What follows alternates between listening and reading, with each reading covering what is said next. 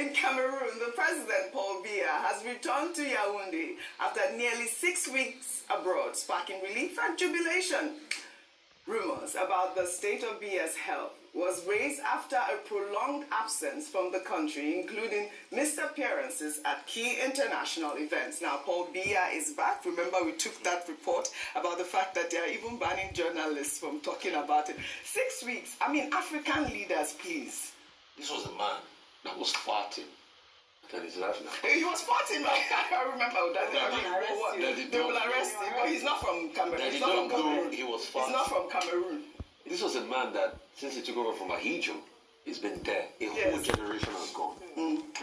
He's made Cameroon go backward economically. This was a man that is trying to put his son in there.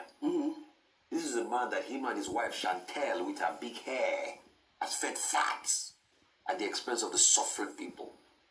This is a man that oversees a country with so much potential, but cannot get anything done.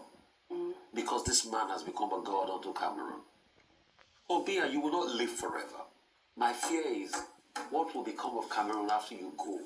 Because you will have destroyed the structure of the country, which you have done, and you have made it about yourself.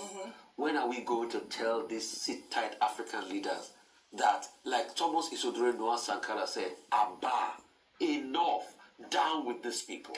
Enough. There's no point of celebration of a man that's already in his 90s coming back, still leading, where he ought to be playing 10-10 with his grandchildren. Well, he's back now. Dr. Mate, quick comment, because I want to... Okay, the last time President Paul Biya was seen in public was in September when he attended the China-Beijing Summit, China-Africa Summit in Beijing. And now Cameroonians started asking for him. Where is our president? For 6 weeks, they could not see him. Until the government of Cameroon said it was an assault on national security if you ask for the president.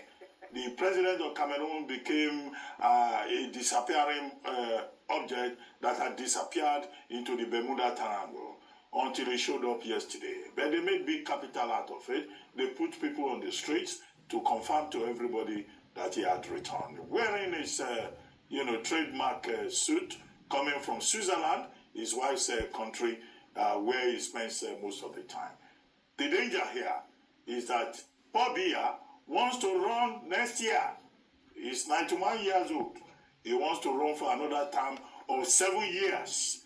He's not, this is the most embarrassing part. Teodoro Mbasogo of Equatorial Guinea is the longest running ruling president in Africa for about 45 years. What's his name? Paul Biya has been there for 41 years. These are sit-tight leaders.